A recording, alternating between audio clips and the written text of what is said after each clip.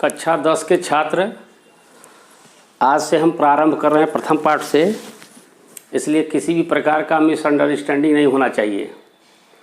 पहला पाठ जो है वह है वास्तविक संख्याएं। तो हम लोग जानते हैं संख्या रेखा पर 0 है शून्य पूर्णांक,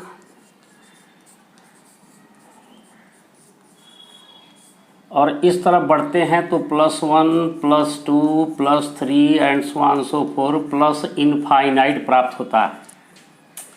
इधर बढ़ते हैं -1 -2 -3 -4 and so on so fourth minus infinite मिलता है। ये सभी पूर्णांक,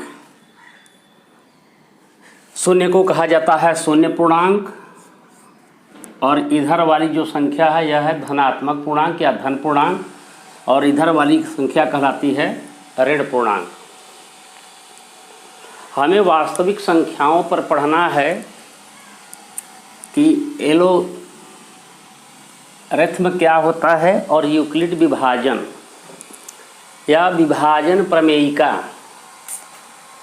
तो जो वास्तविक संख्याओं की संक्रियाएं हैं वह निर्भर करती हैं यूक्लिड विभाजन पर और अंकगणितीय आधारभूत प्रमेय पर।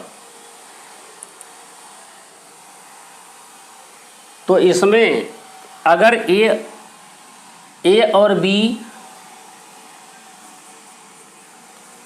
धन पूर्णांक हैं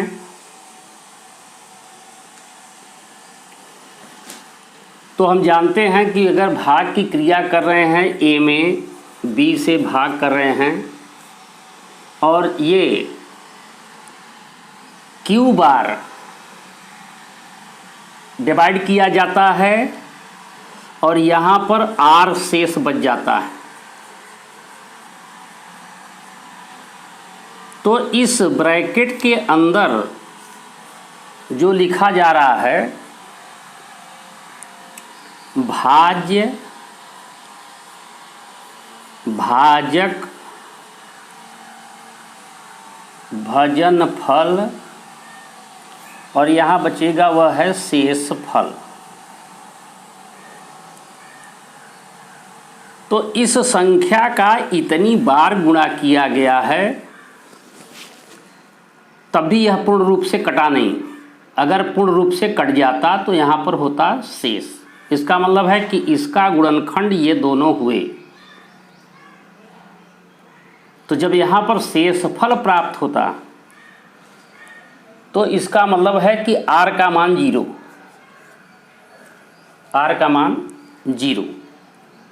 तो r का मान जब भी होगा इससे छोटा होगा, धीरे धीरे घटते घटते या 0 की ओर अग्रसर होगी। तो इसी को इस प्रकार से लिख दिया जाता है कि ए बी धन पूर्णांकों के लिए कि अगर b से डिवाइड कर रहे हैं a को और यह q बार जा रहा है, यहाँ पर अगर रखने के बाद r हमारा शेष बच रहा है, तो BQ and plus R is equal to A means A is equal to हो गया BQ प्लस R। यही है यूक्लिड का एक प्रमेय। अब इस प्रमेय की सहायता से हम लोग महत्तम समापवर्तक प्राप्त करने का प्रयास करते हैं। इसके लिए कंडीशन ध्यान में रखना होगा कि R is always less greater equal 0 and less than B। B का मतलब हो गया भाजक। तो भाजक से हमेशा R का मान कम होना चाहिए। अब इसमें जो पहला सिस्टम दिया गया है सवाल हल करने का वह है मौसफ।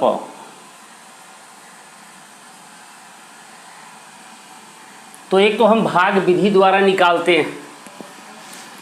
अगर 75 और 25 का मौसफ ज्ञात करना है तो बड़ी वाली संख्या में छोटी वाली संख्या से हम भाग देना शुरू करते हैं। 75 को पकड़े 25,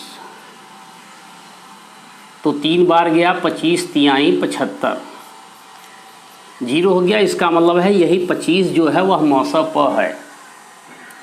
लेकिन अगर हम यही भाग दे रहे हैं कि 24 से हम भाग दें तो 3 बार ले गए, 3 चौके 12, 3 दूनी 6, 1 7, 5 में से 2 घटा 3। अब हम इस 3, यही R है और B है 24।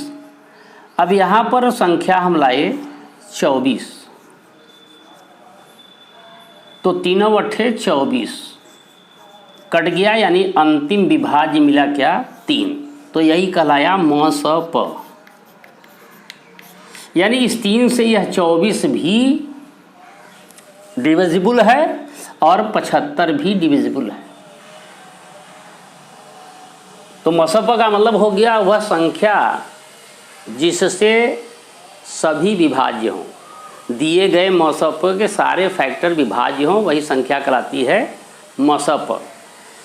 अब इसको इस प्रकार से लिखने का उद्देश्य क्या हो गया कि हम 75 को लिखे क्या, 75 में 3 बार मल्टीप्लिकेशन किए हैं 24 से और तब शेष बचा हुआ है 3।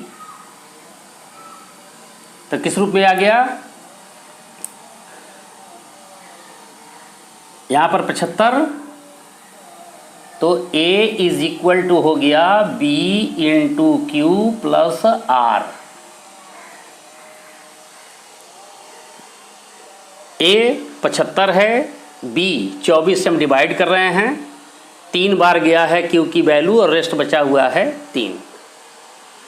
अब दूसरी बार हम उठाएंगे 24 को, तो 24 को हम क्या कर रहे हैं, 24 को हम 3 से डिवाइड कर रहे हैं,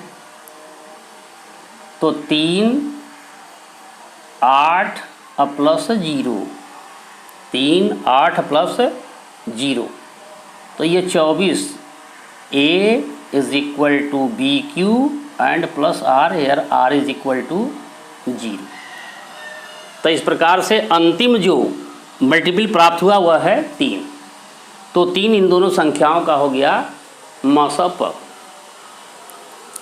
इस 2 प्रकार के सवाल आपके भीतर भरे हुए हैं और कुछ सवाल इस प्रकार के हैं कि दिखाइए कि यदि म स प 20x प्लस 50y के रूप में लिखा गया हो तो x y का मान बताइए। तो यहाँ पर जैसे म स प आया 3, तो 3 को हम इसके इक्विवेलेंट कर देंगे, x y का मान हमें प्राप्त होगा। ये एक इक्वेशन हो गया। अब इसके बाद आता है कि परिमेय संख्या।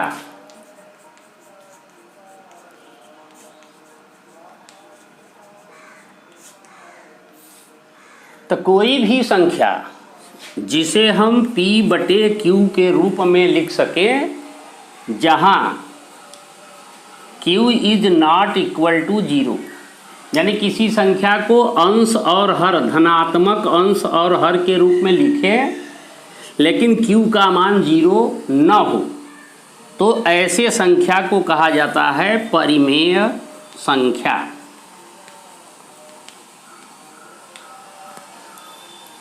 अब इसमें होता है कि अगर इस प्रकार से किसी को लिखा जा रहा है तो उसका दशमलव निरूपण किस प्रकार से किया जाए। तो दशमलव निरूपण करने के लिए हम उसको भाग देते जाते हैं और उसका अंतिम मान प्राप्त करते हैं। तो उसमें 2 चीज़ मिलता है, शांत दशमलव और अशांत दशमलव।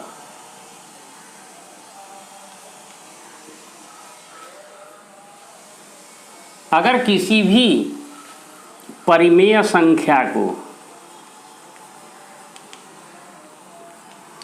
P बटे Q को where Q is not equal to 0 के हर को 2 के घात m गुणित 5 के घात n के रूप में लिखा जा सके तो वह शांत दशमलव होती है।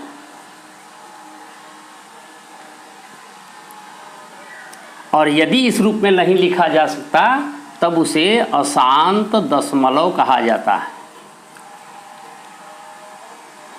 इसका मतलब हर अगर है 5 बटे 125 है तो 125 को हम लिख सकते हैं 5 गुणित 5 गुणित 5।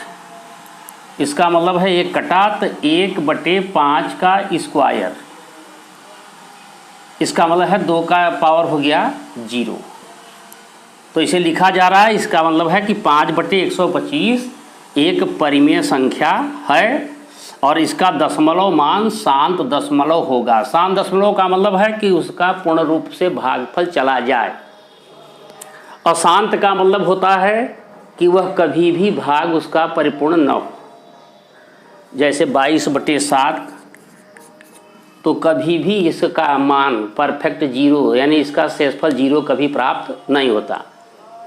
वह भी है इसमें कि अशांत दशमलव में एक होता है आवर्त।